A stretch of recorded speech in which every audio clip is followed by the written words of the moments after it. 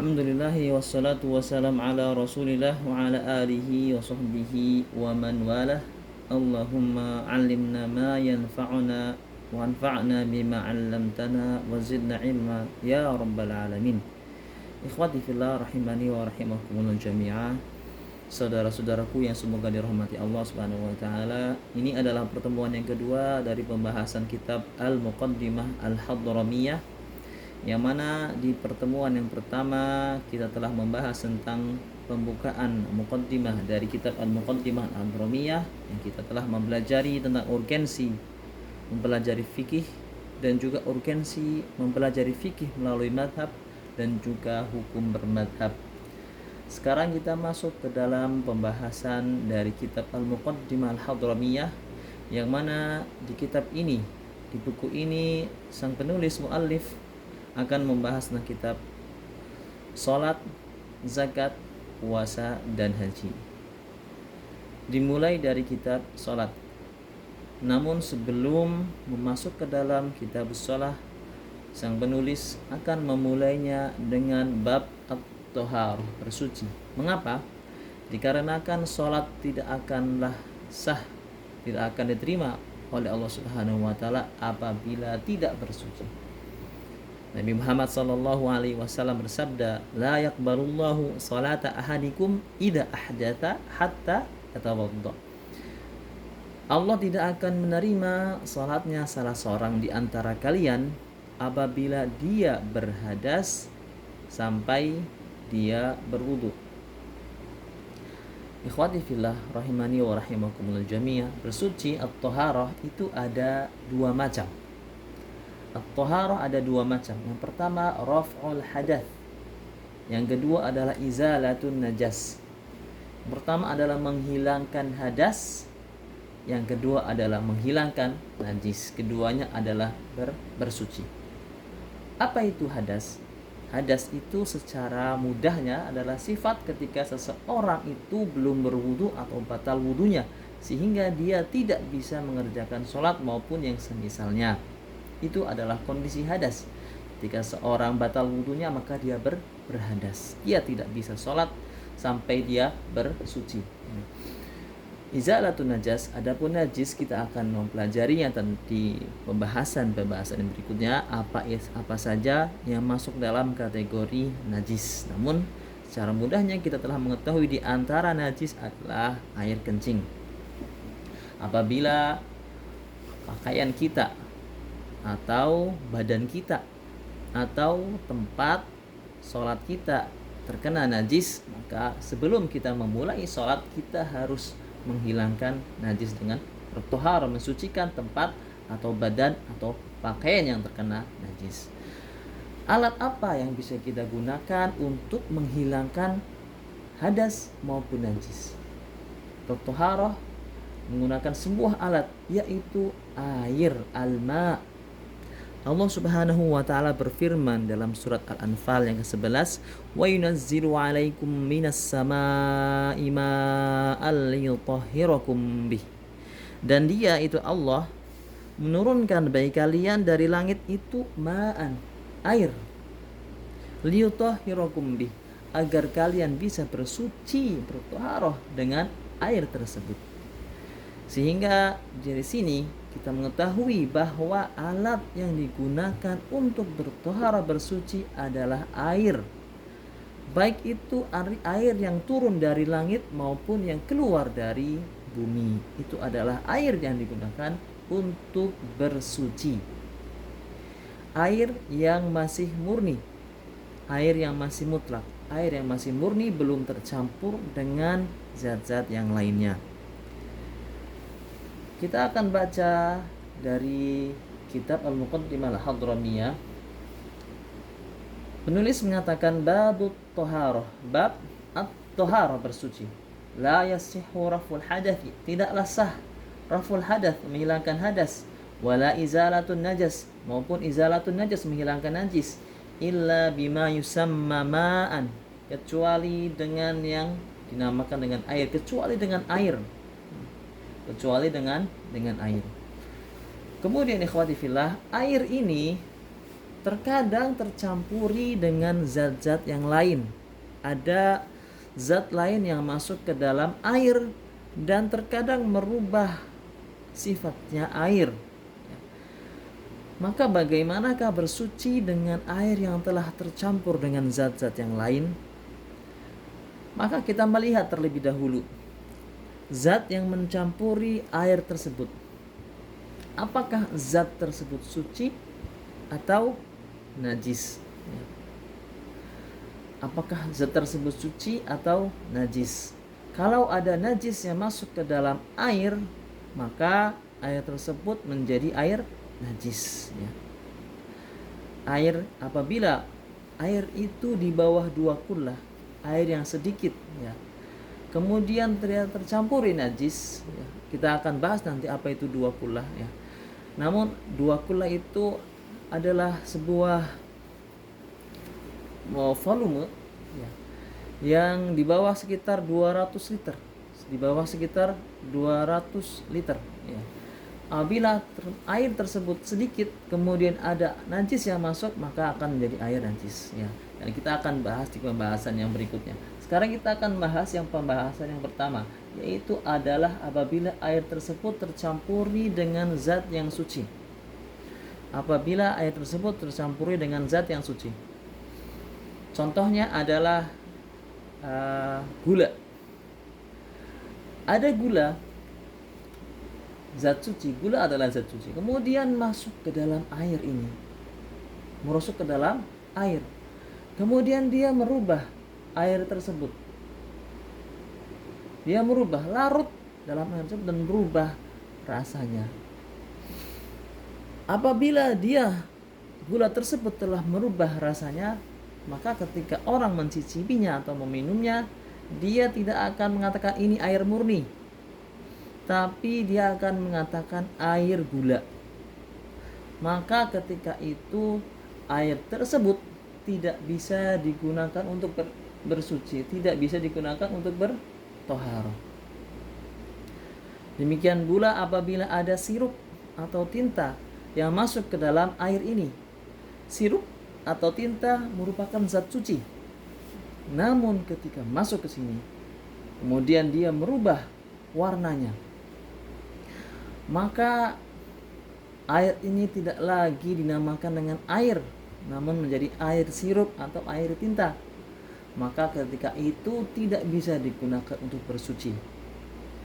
Demikian pula semisal ada sabun yang berasal dari zat suci, masuk ke dalam air, merubah baunya, maka ketika air itu berubah menjadi air sabun, tidak lagi bisa digunakan untuk bersuci. Apakah air tersebut suci? Ya, air tersebut suci.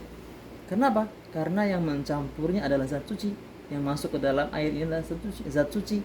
Namun karena dia berubah sifatnya, rasanya, warnanya atau baunya, maka dia tidak lagi bisa digunakan untuk bersuci.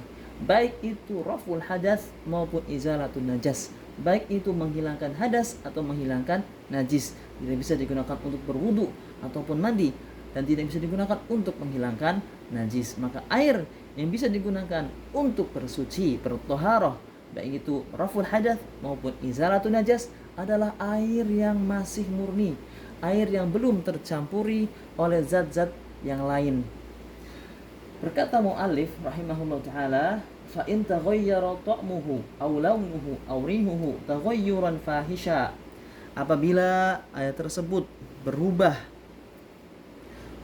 karena tercampuri zat suci, bihaitsu berubah, taghayyur launuhu ta'muhu, berubah rasanya, aw launuhu atau warnanya, aw rihu atau baunya, taghayyuran fahishan, perubahan yang banyak, bihaitsu la yusamma ma'an, di mana tidak lagi air tersebut dinamakan air murni, tapi menjadi air gula, air sirup, air sabun, bimukhalitin tahir, dengan yang mencampuri itu adalah zat yang suci. Yastaghnil ma'u anhu, air tersebut pada dasarnya tidak membutuhkan zat tersebut. Lam tasihhat taharatu bih, tidaklah sah bersuci dengan air tersebut. Tidaklah suci dengan bersuci dengan air tersebut. yaitu pembahasan yang pertama.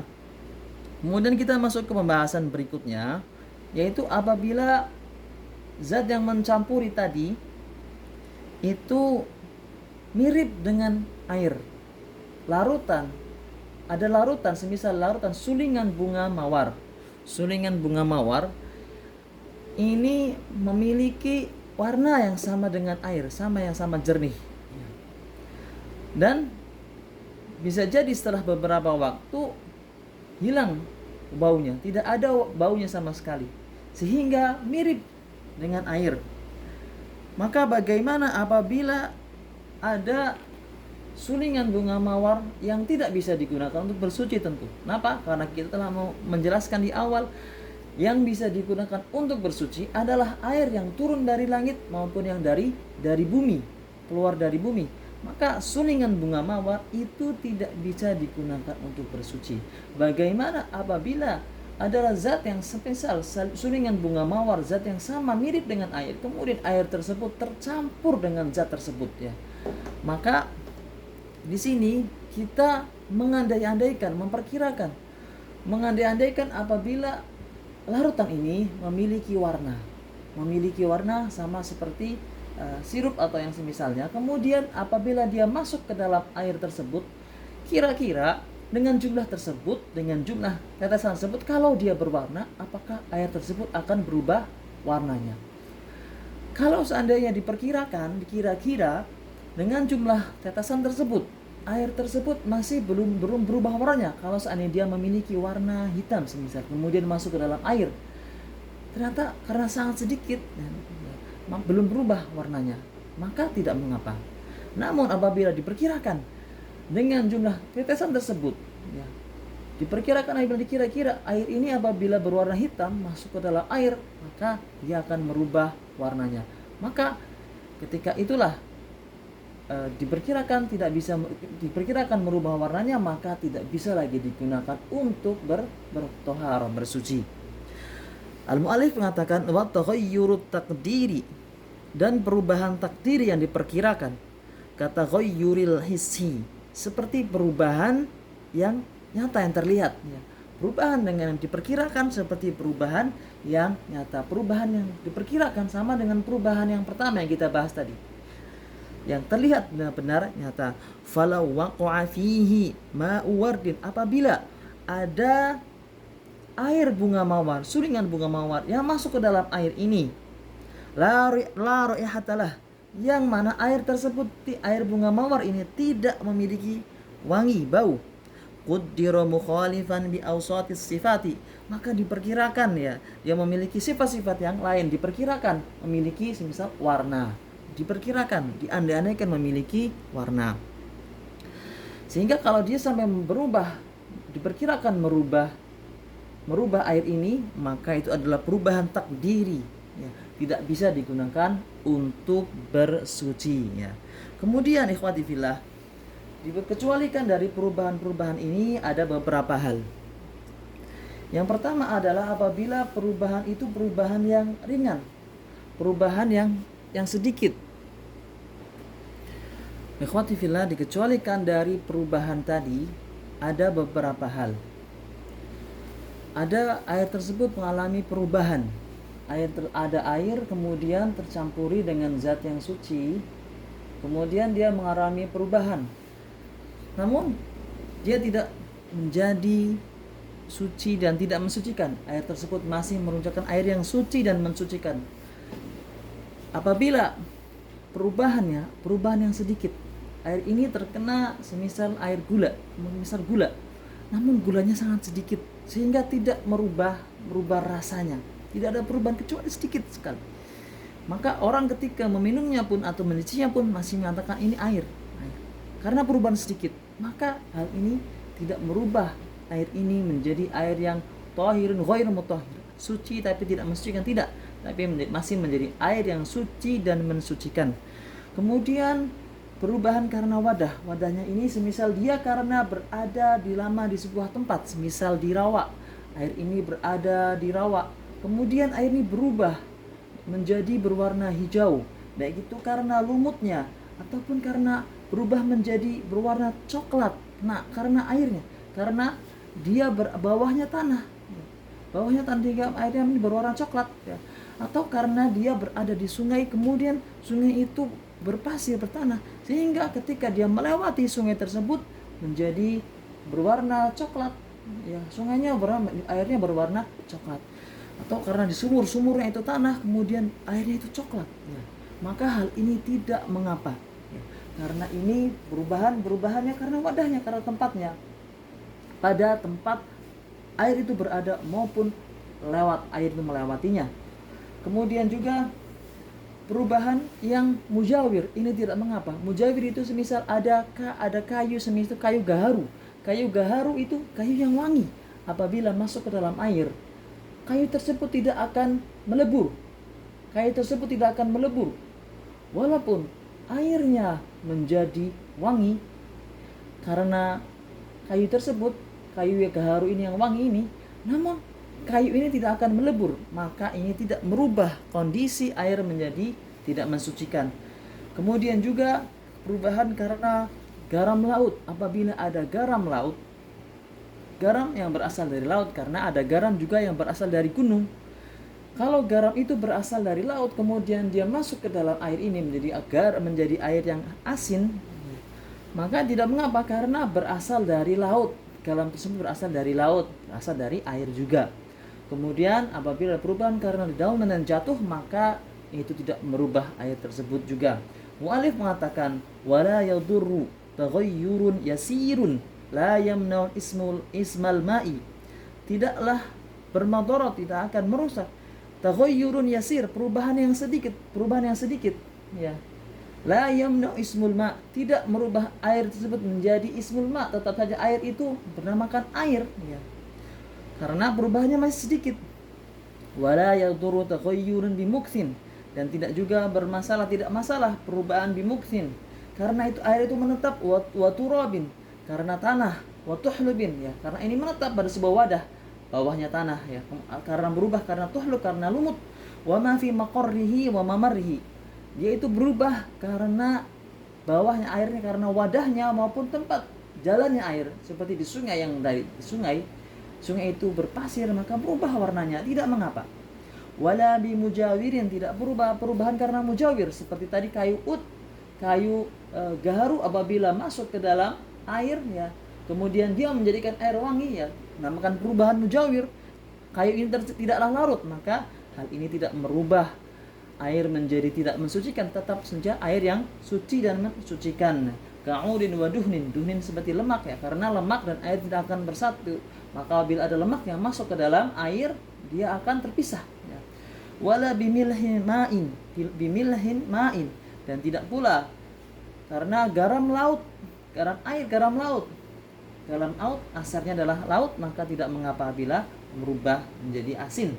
Wala biwarakin tanathara minasyajar, tidak pula mengapa perubahan karena daunan yang jatuh dari pohonnya ya, kemudian karena waktu yang lama sehingga berubah air ini menjadi hijau atau warna yang semisalnya, maka hal ini tidak merubah air ini. Air ini masih suci dan mensucikan. Demikian, sallallahu ala nabiyina Muhammad wa ala alihi wa sahbihi ajma'in.